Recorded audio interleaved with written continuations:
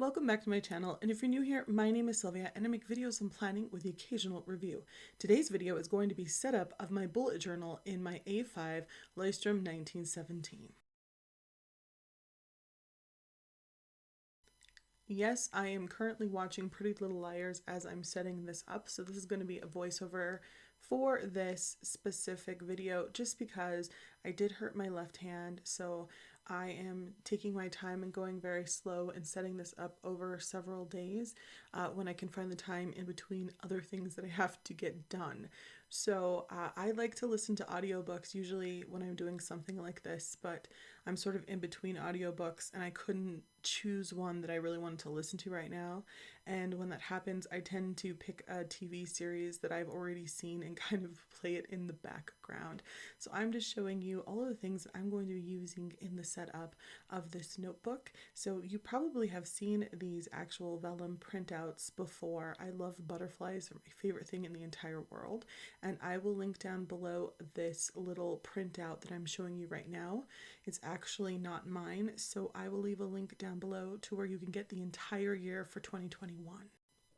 Currently, I'm using Post-its in order to go ahead and mark ahead of time what I want on each page. I cannot stand this little flap. It drives me crazy. It's this page that they glue a little bit higher up to hide the binding. So I always take a tape runner and I just, tape it down. That way I don't have to deal with it because it does drive me. It's like one of those pet peeves. Maybe you have some, maybe you don't. I have several. So that takes care of that. I always add a sheet of acetate to the beginning of my notebooks, whether it is a bound notebook or a traveler's notebook. It just allows me this little flap, like a window, to put washi tape on or, Post-its, anything like that that I can stick on, and they're all in one place because having Post-its throughout my notebook drives me insane.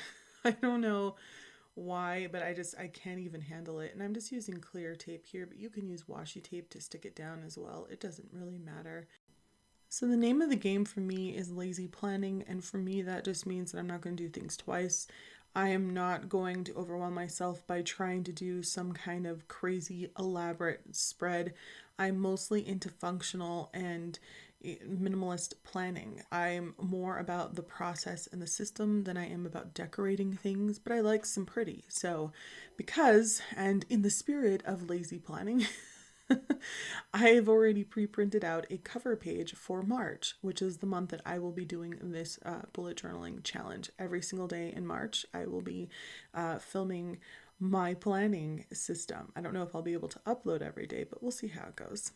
Now, the vellum is a little bit shorter than this actual page, and that's because I cut and I printed this for the Moleskine bullet journal, which is much more narrow than the 1917. And so to compensate, I thought I would throw down some washi because part of this challenge, I hoped to challenge myself to add some washi here and there, to collage maybe a little bit, to just try harder, I think.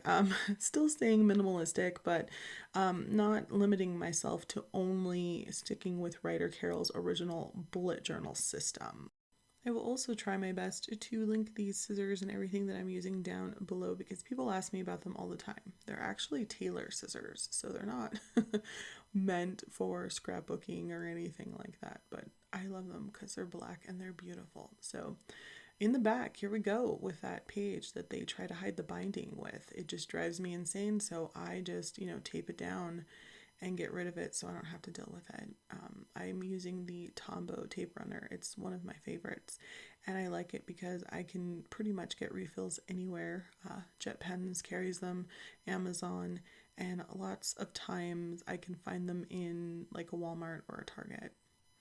So again, with the yearly, I am not going to get it together to draw that out. And since this is a bullet journal and I doubt that I'm going to spend an entire year in here, I'm not going to do like a traditional yearly. I'm just going to do like a quarterly calendar. And since March is the end of this first quarter, I decided to tack it on to the second quarter. And that's why I have 4 months there. I'm also loving that corner punch, so I will try to link that down below as well. I think I ended up getting it from Amazon. I enjoy it because it has 3 different settings, so you can do a corner punch in a more I think it's small, medium, and large is what they use. Now here I kind of messed up. I wanted a page that I could tear out in case I mess up a spread and I need to cover something, or just for my cheat sheet, because one day out of the month I am going to show you how to set up a cheat sheet that I think is really cool. And so I was going to tear out a page in the back, but I realized that I taped my yearly to the page I was going to tear out, so I just moved everything over one page, and here we go. I know, does this make people nervous? I once had somebody comment that they couldn't believe I was tearing pages out of my notebook, and I thought, well, first of all, it's my notebook. Second of all, why not? I guess it's like that when people dog ear their books and people get so offended. It's like, it's their book. If they want to dog ear their book, who cares? It's not like it's the library's book. That would be offensive. But anyway, so here I go with my key. I'm not into lettering. I'm not going to get that together. I'm a writer, so anytime I have to sit and focus on something, it's going to be for my writing or for reading. So I just do a little bit of really generic, not even lettering. I just write cursive on top of the words that I'm doing right now. And of course, I'm showing you how I did mess up. I forgot the D in index. So I just, cut out a piece of that cheat sheet and I just taped it over. And then you just write over the top. So that's an easy fix that a lot of people use in bullet journaling. So if you're wondering how people have these like perfect spreads all of the time, it's usually because they pencil it in. But again, this is lazy planning. It's not that serious. I am not going to pencil this and then draw over it. I'm really not going to get it together. It makes sense in the end, because it probably took longer for me to cut that out and do it, but it is what it is. So here we are on day 2. I found some more time to work on this in between everything else I'm already doing, and technically I only really have one hand since my left is really kind of still messed up. I was making pizza the other day and I dropped an entire jar of jalapenos because I was holding it with my left hand. I thought it was okay. I kind of turned it a little bit. Sharp pain went up my hand and I just dropped it, cracked it open, had to throw it all away. It really sucked. Right now I am referencing the bullet journal method by Ryder Carroll, who is the creator of the bullet journal system. I don't recommend the book, but this is something that's not actually in his videos, I don't think. So he has the 5, 4, 3, 2, 1, and it's set up in short term, midterm, and long term. I don't know why I'm slurring there. I had to think about it for a minute. And I thought I would show you that. He also has what he calls the mental inventory explained in his book. And I will be going through all of these individually right now. This is just the setup, but if you're more interested in knowing about these things and how they're used, I will be going in depth over these 31 days that I have. Some things I'll probably go over more than once. And then I have my future log. I set it up as an Alistair method because I think it's less wasteful in space than the regular Ryder Carroll one. I've tried that out several times. It just doesn't work for me. And as far as the index is concerned, index goes in the back of the book, y'all. It just does. So I will go more into detail about why I choose to put it in the back of the book, even though, Ryder has it in the front. It just doesn't work for me there. I'm going to fill out my key as I go because I'm not sure of the things I'm actually going to need. I'm not sure if I'm going to do color coding in here or not. Again, this is not going to be the Ryder Carroll traditional way, so I can use color if I wish. And here we are already on day 3. And I am just going to be setting up some more things, mostly the monthly and the weekly. I will leave the daily for the first day of March. I have talked about Brian Hazard before. He has adapted Ryder Carroll's monthly log and made it his own, and he calls it the Frankenlog Lite. I'm not sure which version he's on right now, but as he improves upon it, he does change the versions, and I will put a a link to his channel down below. So I really do like the Frankenlog system, and I have taken it and I have set it up a little bit different than Brian does. So make sure to watch his videos so you can see the difference. You might like his because his might be a little bit more simplified. I'm setting mine up slightly different just because I think it works better for me. And again, if you're more interested in how this works and the benefits of this type of monthly log, continue watching the series, because at some point I will just do a whole video just on the monthly, explaining in depth how I use it and why, what struggles I've had, and what success I've actually had as well. And here I am already using that cover page to find out what day of the week March starts on. And it's Monday, which makes me happy. I don't know why, but when a month starts on a Monday, it just feels right, you guys. And here I'm using my favorite ruler. This is that magnet ruler. It extends, so if you fold it in half, you can also use it as a bookmark to hold your pages, which I really appreciate. And I'm doing a line at the end of every week so that I can see my weeks in chunks. I do recommend watching Writer Carol's videos. He talks about the monthly log a couple of times in a couple different ways. He even does the series where he has people ask him questions and he answers them in a video. And he mentioned in his monthly log, for the sake of the video and making sure things aren't looking very cluttered, and because he has poor handwriting, I can relate to that. He says he only puts one thing on each line, but in reality, when he's doing it just for himself, he packs in about 3 different tasks, appointments, memories, gratitude on each of these lines for his monthly log. So that's something that I'm going to try to do this month. I also really like the idea of what he mentions in his video, that a monthly log should be like an index for your month. So you should be able to look at a certain day and have a memory that's going to help you remember like the events of that day. So I'm hoping to do that also on my monthly log this time.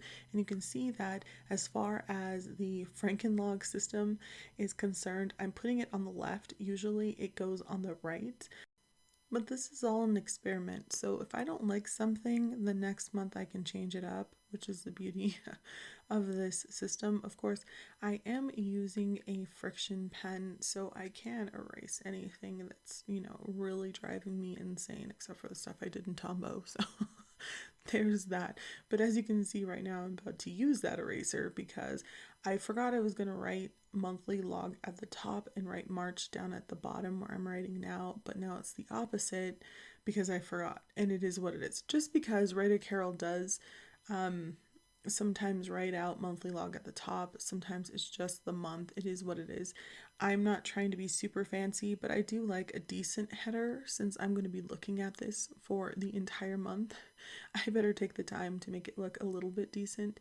But you can do whatever you want. If you just want to write out March 2021 or use stamps, you do what you want. I was thinking about doing stamps in this bullet journal. However, this is only 80 GSM and it doesn't handle dye-based ink very well. I don't like chalk-based ink because it's not as sharp.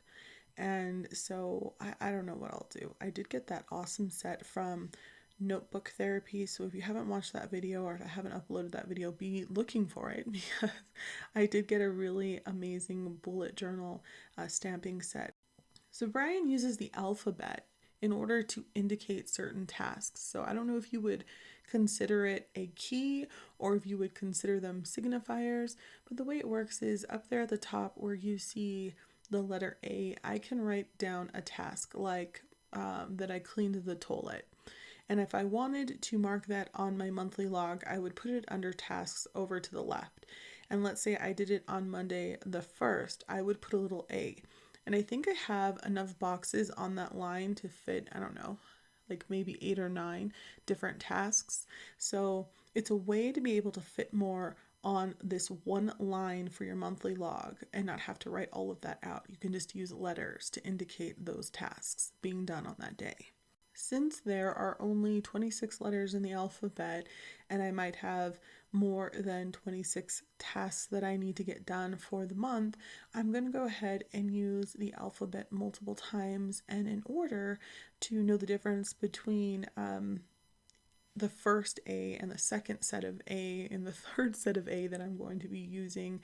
I'm just going to put a line underneath the second set of the alphabet, and then the third set I'm going to go ahead and put a 1 next to it so it looks like it's math. I hope I'm explaining that. I know what I'm talking about. Don't worry if you don't really understand or you're not sure how it's going to work out. Again, I'm going to go into depth about this several times probably throughout the month, but at least in one video. So you can see there I'm putting 1 next to every letter in the alphabet, and that indicates to me that that is the third time I've used the alphabet. And then I decided to go ahead and mark these columns for at home. So these are just tasks that I do at home.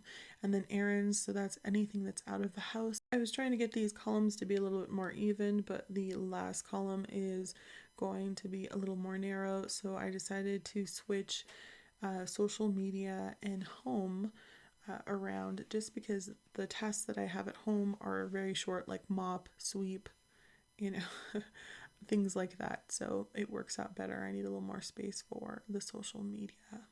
And speaking of social media, I really don't have any space to write on the monthly for my social media, so I thought I would do a social media calendar, which I normally do anyway, but I'm not going to get it together to draw out like a monthly calendar.